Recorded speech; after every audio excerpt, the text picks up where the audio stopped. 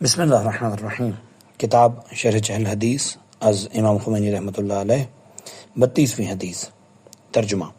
امام جعفر صادق علیہ السلام نے ارشاد فرمایا، مسلمان مرد کے صحیح یقین کی علامت یہ ہے کہ خدا کو ناراض کر کے لوگوں کو راضی نہ کرے، اور جو چیز خدا نے ان کو نہیں دی ہے اس پر ان کی ملامت نہ کرے، اس لیے کہ حریص کا لالچ نہ رزق کو کھینچ کر لا سکتا ہے اور نہ کراہت کرنے والے کی کراہت اس کو واپس کر سکتی ہے۔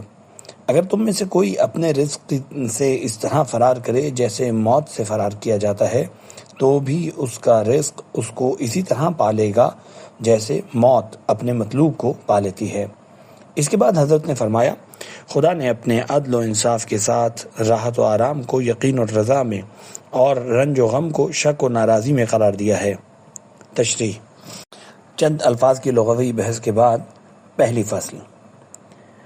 اس عبارت میں دو احتمال کیے گئے ہیں۔ پہلا احتمال، لوگوں کی شکایت و مذمت اس بات پر نہ کرے کہ انہوں نے اس کو عطا کرنا چھوڑ دیا ہے، اس لیے کہ یہ چیز قدرت و تقدیر الہی کے ماتحت ہے۔ ممکن ہے خدا نے اس کی روزی ان عطایا میں قرار نہ دی ہو، اور جو لوگ اہل یقین ہیں وہ جانتے ہیں کہ یہ تقدیر الہی ہے، لہٰذا کسی کو ملامت نہیں کرنی چاہیے۔ یہ احتمال جناب محقق فیض نے دیا ہے، اور محدث خبیر علامہ مجلسی نے اس کو تقویت دی ہے۔ دوسرا احتمال یہ بھی جناب فیض نے دیا ہے کہ خدا نے لوگوں کو جو کچھ نہیں دیا اس پر ان کی ملامت نہ کرے، کیونکہ خدا نے لوگوں کو عطیہ میں مختلف قرار دیا ہے، اس میں کسی کو ملامت نہیں کرنی چاہیے۔ یہ اس روایت کے مانند ہے جس میں فرمایا گیا ہے، اگر لوگوں کو پتہ چل جائے کہ اس نے مخلوق کو کس طرح پیدا کیا ہے تو کوئی کسی کی ملامت نہ کرے۔ علامہ مجلسی فرماتے ہیں، اس احتمال کا بعید ہونا پوشیدہ نہیں ہے، خصوصاً اس علت کو دیکھتے ہوئے کہ فَإِنَّ الرِّزْقَ لَا يَسُوقُهُ۔ میرے نظر میں یہی دوسرا احتمال جس کو علامہ مجلسی نے بعید قرار دیا ہے، پہلے احتمال سے زیادہ مناسب ہے، خصوصاً اس تعلیل کی بنا پر جو ذکر کی گئی ہے، اس لیے کہ لوگوں کی غربت اور تنگ دستی پر ملامت اسی وقت کی جا سکتی ہے جب رزق کا مسئلہ ان کے اختیار میں ہو اور سعی و کوشش سے اس میں وسعت ممکن ہو۔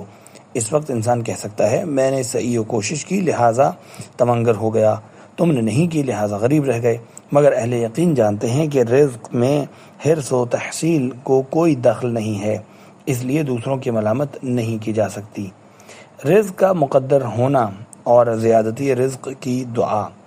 یہ جان لینا چاہیے کہ جو احادیث شریفہ اس بات پر دلالت کرتی ہیں کہ رزق مقسوم و مقدر ہے، اور قرآنی آیات کی دلالت بھی اسی پر ہوتی ہے، وہ ان روایات کے منافی نہیں ہیں جن میں حصول معاش اور تجارت کی تاکید کی گئی ہے، بلکہ ترک تجارت کو مکروہ کہا گیا ہے اور اس پر ملامت کی گئی ہے، اور جو لوگ طلب رزق کی کوشش نہیں کرتے ان کا شمار ان لوگوں میں کیا گیا ہے جن کی دعائیں قبول نہیں ہوتی اور خدا ان کو روزی نہیں دیتا۔ اس قسم کی احادیث بہت زیادہ ہیں، لیکن ہم صرف ایک حدیث کا ذکر کرتے ہیں۔ راوی کہتا ہے، امام جعفر صادق علیہ السلام نے مجھ سے پوچھا، عمر بن مسلم کیا کرتا ہے؟ میں نے عرض کیا، میں آپ پر قربان ہو جاؤں، انہوں نے تجارت چھوڑ کر عبادت کو اپنا مشغلہ بنا لیا ہے۔ امام نے فرمایا، اس پر وائے ہو، کیا وہ نہیں جانتا کہ روزی نہ کمانے والے کی دعا قبول نہیں ہوتی؟ جب یہ آیت نازل ہوئی تو وَمَن يَتَّقِ اللَّهَ تو اصحاب کی ایک جماعت نے گھروں کے دروازے بند کر لیے اور عبادت میں مشغول ہو گئے اور کہنے لگے، اب ہمارے لیے اللہ ہی کافی ہے۔ اس کی خبر رسول خدا کو ہوئی تو آپ نے ان کو بلا کر پوچھا، تم لوگوں کو یہ کیا سوجھی؟ انہوں نے کہا، اے رسول خدا، اب تو خدا نے ہمارے رزق کی کفالت کر لی ہے، لہٰذا ہم عبادت میں مشغول ہو گئے۔ حضرت نے فرمایا، تم میں سے جو ایسا کرے گا اس کی دعا قبول نہ ہوگی، تلاش معاش تم پر واجب ہے۔ ان روایات میں عدم منافات اس طرح ہے کہ طلب کے بعد بھی رزق اور دیگر امور سب ہی دست قدرت میں ہیں۔ ایسا نہیں ہے کہ ہماری طلب اور تلاش معاش مستقل طور سے حصول رزق کی علت ہو، بلکہ تلاش معاش بندوں پر فرض ہے۔ رہا امور کی ترتیب اور ظاہری و غیر ظاہری اسباب کا جمع کرنا، جن میں زیادہ تر بندوں کے اختیار سے خارج ہوتے ہیں، یہ سب تقدیر باری تعالیٰ پر موقوف ہے۔ لہٰذا جو انسان راسخ العقیدہ اور روزمرہ معاملات سے واقف ہوتا ہے وہ تلاش معاش سے نہ رکنے کے علاوہ اپنے عقلی و شرعی فرائض کو انجام دینے کے ساتھ ساتھ جھوٹی خواہشات کی بنا پر اپنے اوپر طلب کے دروازوں کو بند نہیں کرتا، اور اسی کے ساتھ ہر چیز کو خدا کی طرف سے جانتا ہے۔ وہ کسی بھی مخلوق کو وجود اور کمالات وجود میں مؤثر نہیں جانتا۔ طالب و طلب اور مطلوب سب اسی سے ہیں، اور اس حدیث شریف میں ہے کہ صحیح یقین والا لوگوں کی عدم وسعت رزق پر ملامت نہیں کرتا، یعنی اگر لوگوں نے عام اندازے کے مطابق طلب کیا تو یہ بات قابل ملامت نہیں ہے۔ حالانکہ ایک گروہ کی ملامت کرنا جو فریضہ طلب کو پورا نہیں کرتا اس وقت تک راجح ہے جب تک اس کو طلب پر آمادہ کرے، جیسا کہ روایات میں اس کی مثال موجود ہے۔ مختصر یہ کہ یہ بات جبر و تفویض کا ایک شعبہ ہے، اس لیے جس نے اس کی تحقیق کی ہوگی تو وہ اس حقیقت پر مطلع ہو سکتا ہے، اور اس کی تفصیل ہمارے ذمہ داری سے خارج ہے۔ دوسری فصل، صحیح یقین کی علامتیں۔ اس حدیث شریف میں دو چیزوں کو صحیح یقین کی صحت و سلامتی کی علامت قرار دیا گیا ہے۔ پہلی یہ کہ خدا کی ناراضی و غضب کے بدلے لوگوں کی رضامندی و خوشنودی نہ خریدے۔ دوسری یہ کہ جو کچھ خدا نے ان کو دیا ہے اس پر لوگوں کی ملامت نہ کرے۔ یہی دو باتیں کمال یقین کا ثمرہ اور نتیجہ ہیں، اور ان کے مقابلے میں ضعف یقین اور ایمان کی کمزوری اور بیماری ہے۔ اس کتاب میں جہاں تک میرے بس میں تھا اور مناسب تھا میں نے ایمان و یقین اور ان کے نتائج کی شرح کر دی ہے۔ اس وقت بھی اجمالی طور پر یقین کی صحت و سلامتی اور ان کے مقابلات پر ان دونوں صفات کے مرتب ہونے کو بیان کروں گا۔ یہ معلوم ہونا چاہیے کہ جو شخص لوگوں کی خوشنودی اور رضا کا طالب ہے اور اس کی پوری توجہ لوگوں کے دل جیتنے کی طرف ہے، اس کی وجہ صرف یہ ہے کہ وہ ان کو ان امور میں مؤثر سمجھتا ہے جو اس کے دل خواہ ہیں۔ مثلا جو شخص دولت پرست ہے وہ ارباب ثروت کے سامنے ہمہ وقت سر تسلیم خم کرنے پر آمادہ رہتا اور ان کی چاپلوسی کرتا رہتا ہے، اور جو لوگ طالب جاہ و منصب ہیں وہ ظاہری عزت و احترام کے دل دادا ہیں، وہ اپنے ماتحتوں کی خوشامد کرتے ہیں، ان کے ساتھ فروتنی برتتے ہیں، جس طرح بھی ہو ان کے دل کو موہ لینے کی کوشش کرتے ہیں۔ یہ چرخ نیلی فام اسی طرح بطور دور و تسلسل چکر کھاتا رہتا ہے۔ کمزور لوگ جاہ و منصب کی خواہش رکھنے والوں سے اور طالبان منزلت و مقام اپنے بیوقوف چاہنے والوں کی خوشامد کیا کرتے ہیں۔ اس سے صرف وہی لوگ مستثنیٰ ہیں جنہوں نے نفسانی ریاضت سے خود اپنی تربیت کر لی ہے اور رضا الہی کے طالب ہیں، اور دنیا و زیبائش دنیا سے کوئی دلچسپی نہیں رکھتے۔ مقام و منصب میں خدا کی رضا کے طالب اور ماتحتی میں حق طالب اور حق پسند رہتے ہیں۔ لوگوں کے دو طبقے ہیں۔ دنیا کے لوگ عام طور پر ان دو طبقات میں تقسیم ہوتے ہیں، یا ان کے یقین نے ان کو اس منزل تک پہنچا دیا ہے کہ وہ تمام ظاہری اسباب اور صوری مؤثرات کو خدا کے ارادہ ازلی وجوبی کاملہ کے تحت مسخر جانتے ہیں۔ وہ حق کے علاوہ نہ کچھ دیکھتے ہیں نہ چاہتے ہیں۔ ان کا ایمان ہے کہ دنیا و آخرت میں خدا ہی مؤثر اور مالک ہے۔ قرآن کی اس آیت پر اعوذ باللہ من الشیطان الرجیم قل اللہم مالک الملک تؤتی الملک من تشاء وتنزع الملک ممن تشاء حقیقی ایمان اور ایسا یقین رکھتے ہیں جس میں نقص و تردید و شک کا شائبہ بھی نہ ہو۔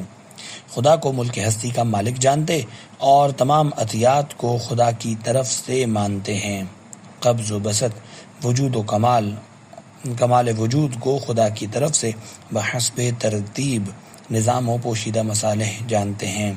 ایسے لوگوں کے لیے خدا ان کے سامنے معرفت کے ابواب کھول دیتا ہے اور ان کے قلوب الہی ہو جاتے ہیں۔ لوگوں کی رضامندی یا ناراضی ان کی نظروں میں کچھ بھی نہیں ہوتی۔ وہ مرضی الہی کے علاوہ کسی چیز کے طالب نہیں ہوتے۔ خدا کے سوا کسی کی طرف اپنی چشم طمع و طلب کو باز نہیں کرتے۔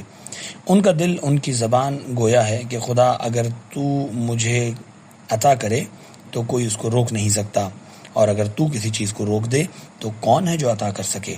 بس وہ لوگ اپنی آنکھوں کو لوگوں اور ان کی عطیات اور ان کی دنیا سے بند رکھتے ہیں، ہمیشہ خدا کی طرف چشم نیاز کھولے رکھتے ہیں، اور ایسے ہی حضرات تمام مخلوقات کی رضامندی حاصل ہو جانے کے لیے بھی خدا کی ناراضی کو قبول کرنے سے گریز کرتے ہیں، جیسا کہ حضرت امیر المومنین علیہ السلام نے فرمایا۔ حالانکہ یہی لوگ باوجود خدا کے علاوہ کسی اور کے لیے کسی چیز کے قائل نہیں ہیں، تمام مخلوقات کو خدا کی حاجت مند جانتے ہیں اور اسی کے ساتھ سب کو عظمت و رحمت و مہربانی کی نظر سے دیکھتے ہیں۔ کسی کو کسی بات پر ملامت نہیں کرتے سوائے اصلاح حال اور تربیت کے، جیسا کہ انبیاء علیہ السلام بھی اسی طرح کے تھے، کیونکہ انبیاء کرام خدا سے وابستہ اور جلال و جمال خدا کے مظہر تھے۔ بندگان الہی پر صرف لطف و محبت کی نظر کرتے تھے، دل سے کسی کو اس کی خامی یا نقص پر ملامت نہیں کرتے تھے۔ ہاں، وہ مفاد عامہ اور افراد بشر کی اصلاح کے لیے حسب ظاہر ملامت کرتے تھے، اور یہ نتیجہ و ثمر تھا شجرہ طیبہ یقین و ایمان کا اور حدود الہی کی معرفت کا۔ دوسرا گروہ وہ ایسا ہے جو حق سے بے خبر ہے، اور اگر خبر رکھتا ہے تو ناقص اور نامکمل ایمان رکھتا ہے۔ یہ لوگ چونکہ کثرتوں اور اسباب ظاہری کو دیکھ کر مسبب اور اسباب سے غافل ہو چکے ہیں اور مخلوقات کی رضامندی تلاش کرتے ہیں، کبھی ان کا یہ حال ہو جاتا ہے کہ بہت ہی کمزور مخلوق کی رضایت کے طالب ہوتے ہیں اور خدا کی ناراضی کے اسباب فراہم کرتے ہیں، چنانچہ کبھی تو اہل معصیت سے موافقت کرتے ہیں، یا وقت پر امر بالمعروف اور نہی از منکر کو ترک کر دیتے ہیں، یا باطل فتویٰ دے دیتے ہیں، یا بے موقع کسی چیز کی تصدیق یا تردید کر دیتے ہیں، یا مومنین کی غیبت کرتے ہیں، یا اہل دنیا کی توجہ موڑنے کے لیے اور ظاہری منصب پر فائز لوگوں کو اپنی طرف متوجہ کرنے کے لیے مومنین پر الزام لگاتے ہیں۔ یہ ساری باتیں ایمان کی کمزوری کی بنا پر ہیں، بلکہ یہ شرک کا ایک مرتبہ ہے۔ یہ نظریہ انسان کو بڑے بڑے مہلکوں سے دوچار کر دیتا ہے۔ انہی میں سے ایک وہ ہے جس کی طرف اس حدیث شریف میں اشارہ ہے۔ ایسا شخص بندگان خدا سے بدظن ہو جاتا ہے اور ان سے عداوت و دشمنی پیدا کر لیتا ہے اور مختلف امور میں ان کی ملامت کرتا ہے۔ تیسری فصل، اشاعرہ، معتزلہ اور مذہب حقہ کے اقوال۔ محدث مجلسی علیہم الرحمہ نے مرآۃ العقول میں اس حدیث شریف کے ضمن میں ایک بحث فرمائی ہے۔ کیا خدا کی طرف سے رزق مقسوم حرام پر بھی شامل ہوتا ہے یا اس کا تعلق صرف رزق حلال سے ہے؟ فخر رازی کی تفسیر سے اشاعرہ و معتزلہ کے اختلاف کا ذکر کرتے ہوئے دونوں کی دلیلوں کو قرآن و حدیث سے ذکر کرنے کے بعد امامیہ کی موافقت معتزلہ سے فرمائی ہے کہ رزق مقسوم میں حرام شامل نہیں ہے بلکہ اس کا تعلق صرف حلال سے ہے، اور معتزلہ کی دلیلوں کو بعض آیات و روایات کے ظواہر اور ظاہر لغت رزق سے جو اشاعرہ و معتزلہ کا طریقہ ہے نقل فرمایا ہے۔ مجلسی نے معتزلہ کے قول کو چونکہ امامیہ کے مشہور قول کے موافق پایا ہے، اس لیے معتزلہ کے ادلہ کو قبول فرمایا ہے، لیکن آپ کو معلوم ہونا چاہیے کہ یہ قضیہ بھی جبر و تفویض کا ایک شعبہ ہے۔ اس سلسلے میں مذہب امامیہ نہ معتزلہ کے موافق ہے نہ اشاعرہ کے، بلکہ معتزلہ کا قول تو اشاعرہ سے زیادہ بے معنی اور لغو ہے۔ اس لیے اگر بعض متکلمین امامیہ اس کی طرف مائل ہو گئے ہوں تو حقیقت حال و معال کی غفلت کی بنا پر ایسا ہوا ہے۔